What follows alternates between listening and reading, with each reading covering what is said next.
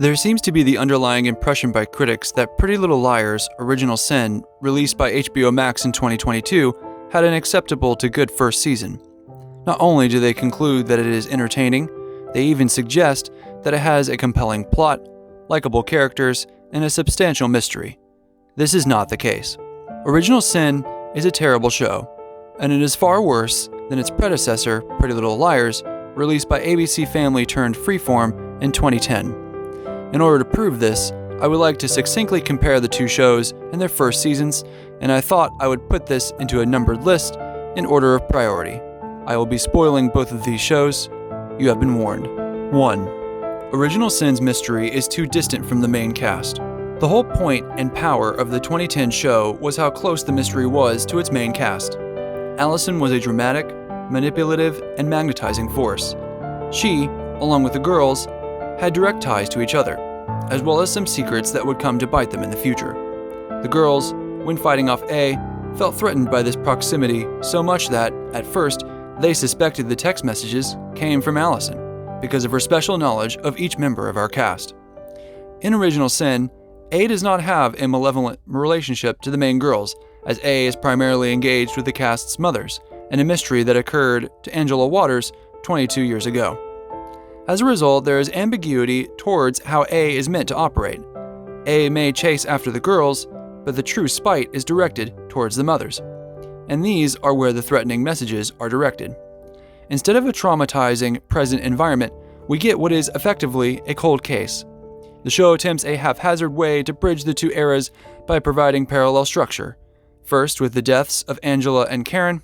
Second, by creating a thematic pairing of bullying between past and present, along with a tertiary, deeply traumatic similarity of assault between Angela Waters, Imogen, and Tabitha. Beyond these, the storylines do not connect, and make for an awkwardly terrible finale involving the willingness to torture one's bullies. None of this works because A is not chasing our main characters for their decisions, giving circumstantial reasons to solve a cold case not directly relating to their lives, and this says nothing about their characters. Which brings us to 2. Original Sin's characters do not develop a personality because of A's lack of involvement. The cold case mystery creates a distance for our characters and their stories as well. In the 2010 version, we learn about the girls in response to their decisions against what A does to them. Spencer, for example, desperate to become Melissa in order to gain the affection of academia, but also the gaze of the older men around her, kisses Melissa's boyfriends and plagiarizes her papers. A is keen to call her out on these moments, but the show is also willing to intensify problems by, for example, entering Spencer's plagiarized essay into a national competition. We learn that Spencer is witty and clever, but also has a drive that represses deeper urges that make for a deeply rich character to explore. Arya is a risk-taker who goes after Ezra, her teacher, even after the discovery that Ezra is in fact her teacher, and Arya is called out by A in a very special way, by pairing it to the tribulations of her father, who cheated on Arya's mother with a student. The conflation of the two scenarios is asymmetrical and manipulative, and forces Arya to come to terms with the idea that she is a risk-taker, who wants to feel passionate and alive like the books that she reads and the stories that she writes. Emily is stuck in a heteronormative Rosewood. She clearly desires Maya, as well as to get out from under the stifling grip of her mother, Pam. But she likes also to have control over the situation just like her mother. She is not ready to come out, which brings her terror when A pushes the conversation and angers Maya, who is far more confident in her adventurous personality, like her friend Arya. Emily is a haunted character, who believes something is wrong with her as a result of her desires. Hannah receives strange sexual lessons from her mother, who is thin and beautiful and uses her sexuality to get Hannah out of a shoplifting charge. Having reinvented herself with a new style and by dropping weight, Hannah now sees that the key to success is a sexual confidence that comes with a new personality. But her boyfriend, Sean, is not interested in providing the material for Hannah's renewal. All this lies in the hope that Hannah can regain the attention of her father, who has left Allison and Hannah for a woman who looks startlingly like Allison. A understands that Hannah wants to be a new person, but is continuously pulled back by the person she used to be. Unlike the way A aggravates our characters in the 2010 version, so that we may come to learn their personalities, A has only a tangential interest in the lives of our main girls. Tabitha and Imogen deal with the issue of being assaulted, which ends up bearing little relationship to A, and, when the perpetrator is discovered, A actually assists in exacting revenge. Farron starts the series with a victory, having been named the prima donna in Swan Lake. Throughout the series, she fluctuates in and out of that role, but she battles with Karen and her twin sister Kelly, not A's antagonistic behavior. A actually assists Farron by providing information from her medical history that proves Farron's surgery was unnecessary. Minnie spends her time role-playing with older men like Steven in the hope of addressing her repressed need for a surrogate father. Considering Minnie is the only character with both parents together, I find this odd. A does nothing with this side plot, and instead it is Steven who does the antagonizing.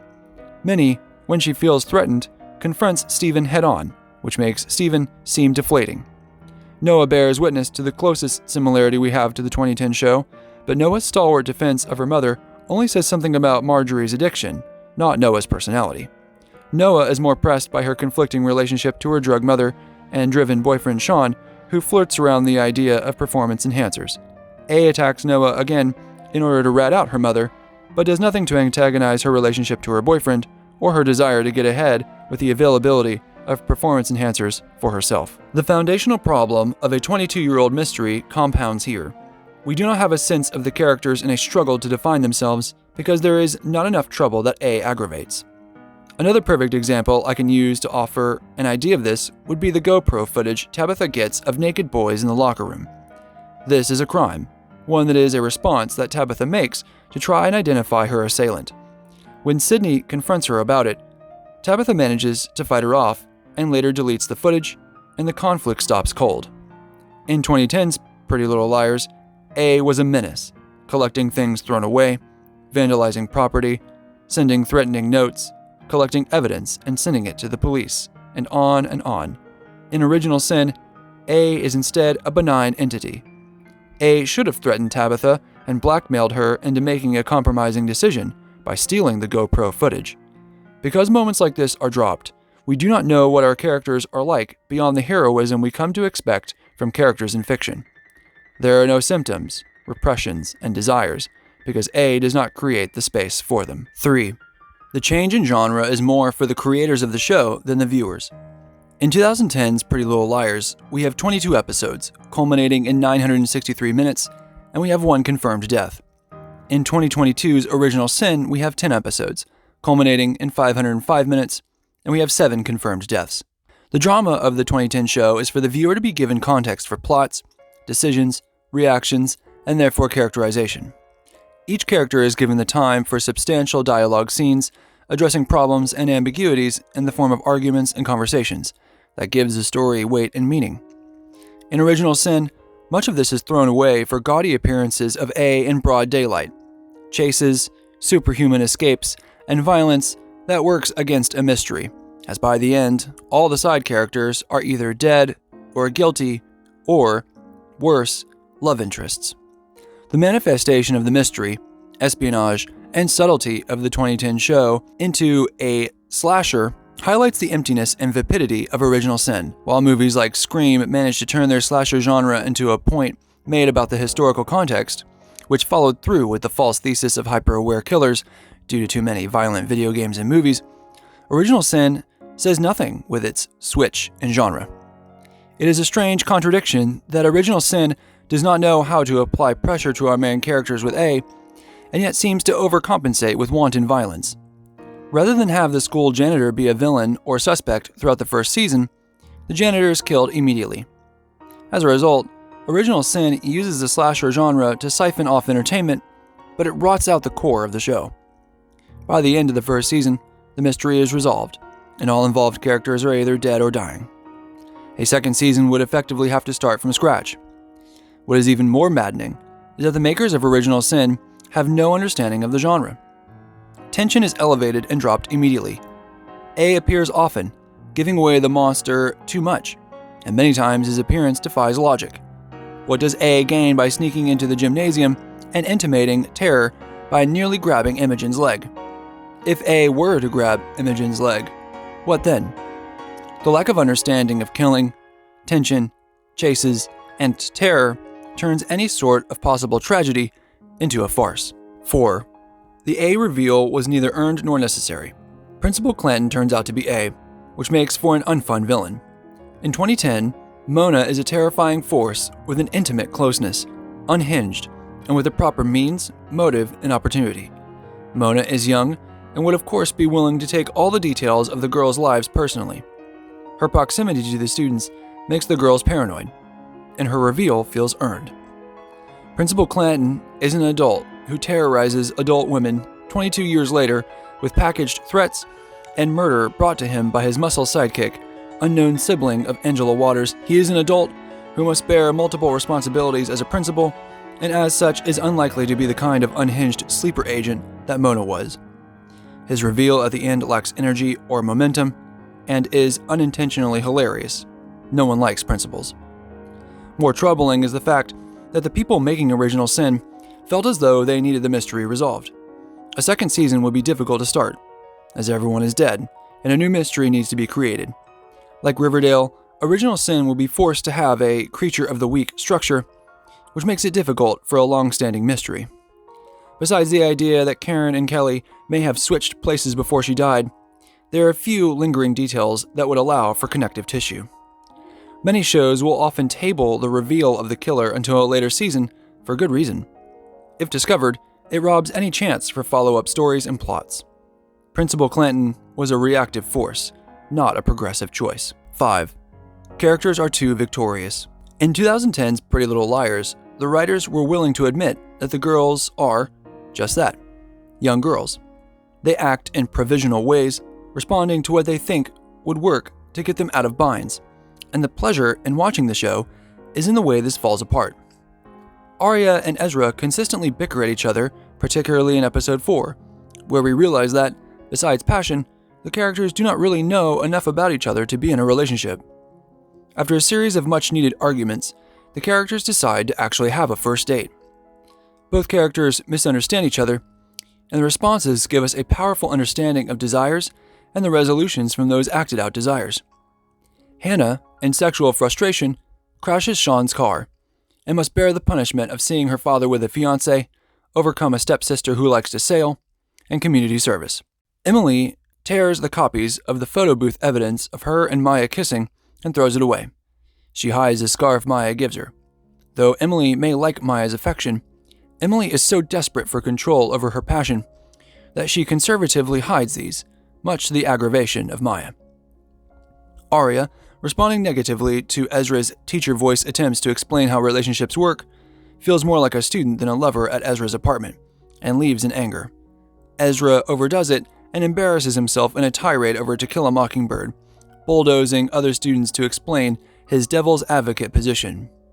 In 2010, characters make decisions, sometimes get what they want, but more often than not, are frustrated in earning it. In Original Sin, characters make decisions which lead either to neutral territory or to success.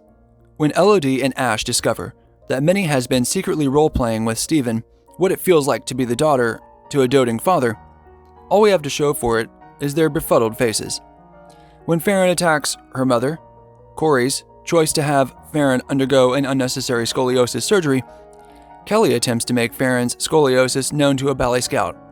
The ballet scout, rather than be disappointed at this news, is actually more impressed. It would have been excellent for Farron, in making an impulsive choice against her mother, to bear the consequences of a draconian performance art that does not have to be beautiful in order to display beauty. To have Farron unable to do ballet professionally would have been a welcome to the real world moment, and Season 2 would have had been an attempt, like Hannah, at a rebirth of who Farron wanted to be. Tabitha and Imogen need only confront their attacker in order to have justice done.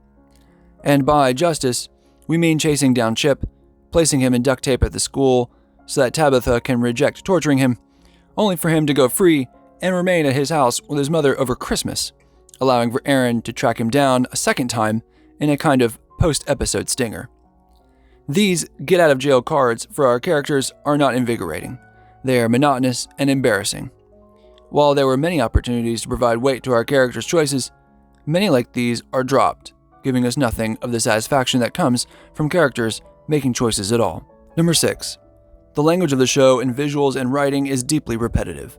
The 2010 show has a great deal of variety when it comes to image, language, and flow. Each episode is well lit, even in dark scenes, which provides depth and range to scenes. Scenes have sweeping cameras high above the characters as well as low, providing a sense of scale. Each scene contains a great degree of density. The pilot episode of the show is the entire first book by Sarah Shepard, to give you some context. In the episode 4 of the 2010 show, we learn about a memorial for Allison, that the girls attempt to block digital communication from A, that Arya is embarrassed that the girls catcall Ezra, and the girls receive a message from A in the form of a flyer in the wind. In Original Sin, characters repeat side plots and dialogue, either to themselves or to their mothers, of scenes we have already borne witness to. Scenes are dark, claustrophobic, which therefore makes the town of Millwood appear disconnected, not like a real town. Dialogue, when it is not repeating, often contains a paucity of important content. Instead, the dialogue performs a recursive description of what you are already seeing in the visuals. This comes most notably from Tabitha, who is so busy proving her movie knowledge that she has little time to offer a personality.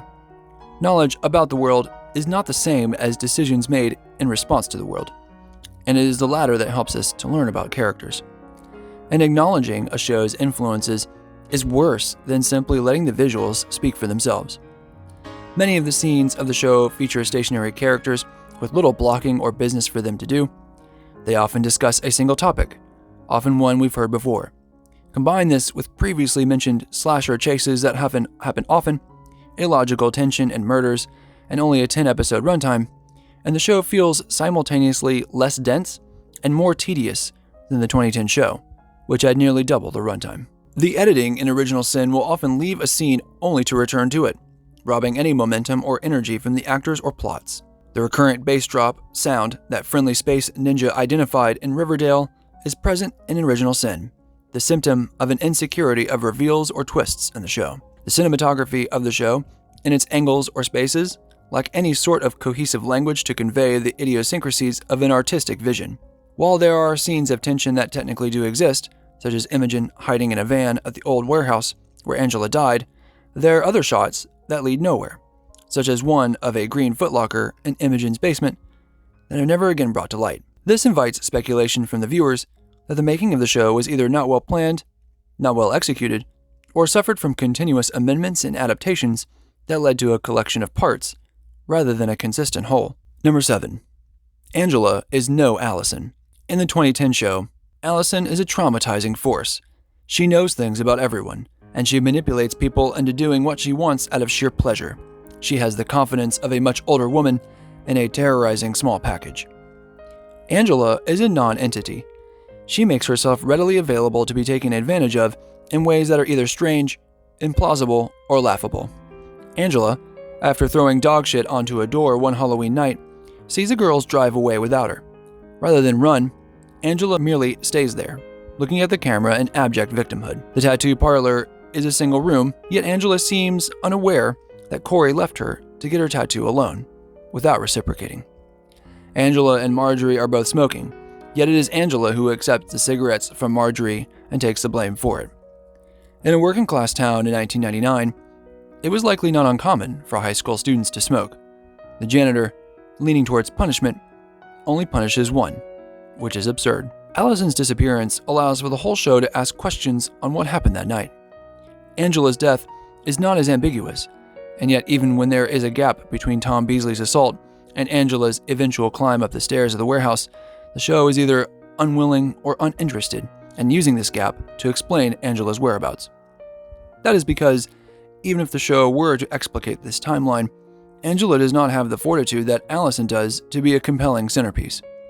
Angela is not a character, she is a void, and the mothers from 99, who are supposed to be the kind of bully that Allison is, lack the balls to continue being an Allison showrunner. 8. There is too much adult involvement. Shows like Pretty Little Liars truly flourish when the young feel separate and distinct from the adults in the world. Many of the problems are juvenile, yet require a certain naivete in order to be prolonged for long enough to be in a television show. Many of the suspects of the 2010 show needed to be younger in order to explain the passion of A to go after young people, as well as to push the need for paranoia while the girls are at school. Mona, Toby, Lucas, Jason. All these characters make for compelling villains because the campy clues need an interlocutor who does not have a fully developed frontal lobe. In a similar way to the character assassination that Allison received later in the show, the mothers seem deeply embarrassed about the roles they had to play in Original Sin. Now, 22 years later, one can hardly blame them for being high school idiots. Everyone in high school is an idiot, yet their embarrassment overreaches the chance to be transparent with their children. This willful ignorance makes them seem just as silly as their 15-year-olds investigating, maybe, because of the heroic nature of our main characters, even younger. Many of the scenes with adults play out with incomprehensibly bad logic, with threats of lawsuit somehow relieving all tension on multiple occasions. After that, the mothers actively continue to ignore dangerous threats and carry on with their sad lives. Sheriff Beasley's antagonistic behavior feels taken straight out of a Bond film. And when we learn that Davy really did kill herself, our skepticism clouds any sort of resonance and closure Imogen can receive. To be told by everyone that she could not have done that to Imogen, only to learn that she failed her pregnant daughter by killing herself, is a sick metaphor to use when talking about the sins of the past. The adults, when they do exist in Original Sin, not only remind us of the dead weight of a 22-year-old mystery, they actively work against the fun that comes from young and ignorant crime solvers. To conclude, I'm not going to suggest that the 2010 Pretty Little Liars is a paragon of golden age television. But the show is basically modern art compared to what we have here. To call Original Sin anything other than a train wreck is to be a disservice to the criticism of movies and television. The show casts too wide a net, leading to such problems at the second half that it cannot write itself into something tangible and memorable. When we see the finale, where the girls must confront their bully, only to find a collection of characters who do not match this theme, we realize the show has failed at its own argumentative thesis. Madame Giry helped Farron just as much as she hurt. Chip's bullying was not a sustained attack, but was rather two separate crimes of passion. Noah's bully was actually Marjorie's bully, and Imogen confronting her mother's corpse disagrees with everything we know of Davy. Minnie's bully was a strange symptom played out by both parties, and Minnie seemed to have no trouble confronting and squashing this problem herself, leading to doubts on how much of a bully Stephen really was. The fact that the show has any sort of praise or momentum proves a deeply problematic relationship between entertainment and critic. Has the bar dropped so low? Has the carrot become too tantalizing for the horse? I do not know, but hopefully the video helps to explain why Original Sin is a disaster from start to finish. Thanks for watching.